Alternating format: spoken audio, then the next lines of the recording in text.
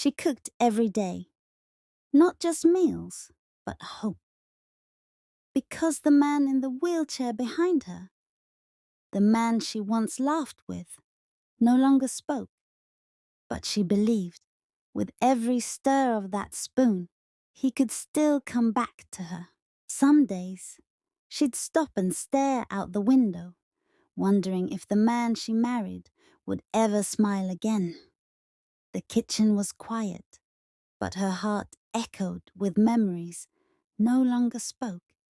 But she believed, with every stir of that spoon, he could still come back to her. Dean. Without eating, he didn't need the words to show his pain. He just stared at the soup she made, untouched.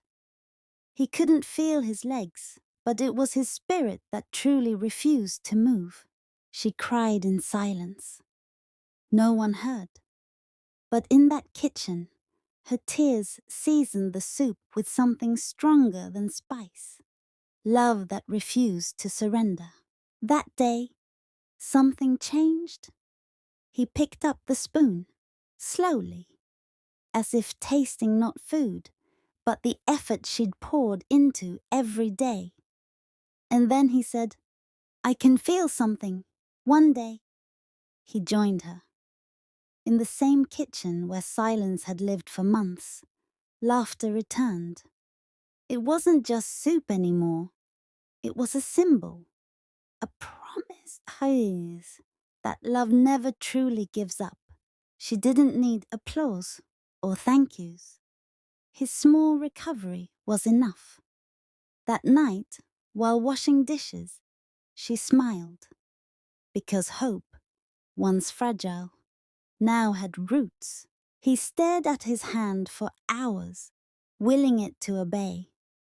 And then, the tiniest twitch, enough to make his heart race, enough to believe that maybe this wasn't the end. Every night, after the house grew still, she prayed, not just for healing, but for strength to keep loving a man who barely remembered how to live. She never knew how often he watched her sleep, how her quiet breathing reminded him of life before the silence. And in those moments, he whispered, "Thank you." The road to healing was never straight. One morning he fell. The chair collapsed, and so did hope. But she ran to him, lifted him up, because love doesn't leave you on the ground. He didn't speak, but he listened to her voice. When she read aloud, the words weren't just stories. They were bridges between who they were and who they still could be. His first smile was soft, like a whisper, but to her heart, it was a roar, the answer to every tear she had cried in silence.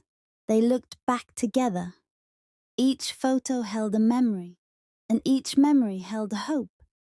Their eyes welled with tears, but their hands stayed joined, because they were still a we.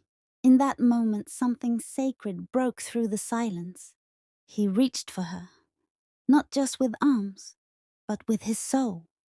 And she knew. Her love had lit the path back to him.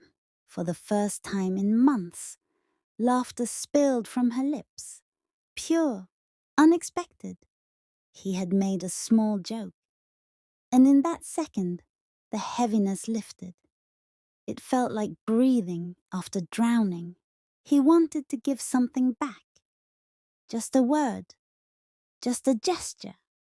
So he wrote, slowly, painfully, not for pity, but for the woman who kept his soul from fading.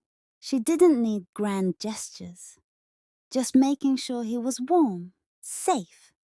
That was enough. Love doesn't always shout. Sometimes it whispers in the soft pull of a blanket. It wasn't much, a few feet forward. But to him, it felt like flying. Each turn of the wheel was defiance. Each inch, a step back toward the man he used to be. They didn't speak. They didn't need to.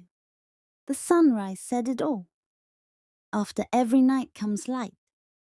And together, they had survived the longest one. Some mornings, she danced. Not because everything was perfect, but because she was still standing. Her feet moved where life had tried to stop her. Grace in the middle of grief. He watched her, the way she danced with sorrow and hope at the same time, and in that moment he remembered she was his reason to try again. It was just one line. Thank you for staying. But to her, it was 1,000 poems. Proof that her love had not disappeared into silence. It had echoed back. He used to run his fingers through her hair before everything changed.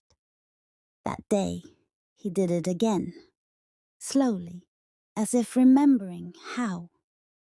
And just like that, time folded in on itself. They didn't talk about the past or future, just sat there, in the now. Sometimes healing isn't loud. It's found in quiet sunsets and the grip of a hand that still chooses yours.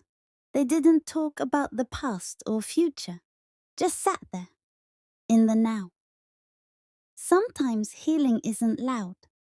It's found in quiet sunsets and the grip of a hand that still chooses yours. She was strong, but not unbreakable. In that small room behind a closed door, she let the ache escape. Not because she was giving up, but because she still cared that much. He had nothing grand to offer, only something he made with slow, stubborn hands. But in her eyes, it was everything. A gift stitched with effort and stitched with love. He had nothing grand to offer, only something he made with slow, stubborn hands.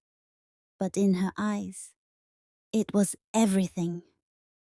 A gift stitched with effort and stitched with love. The rain came down like music. And for once, they didn't mind the storm. It reminded them some things can be beautiful even when they're falling.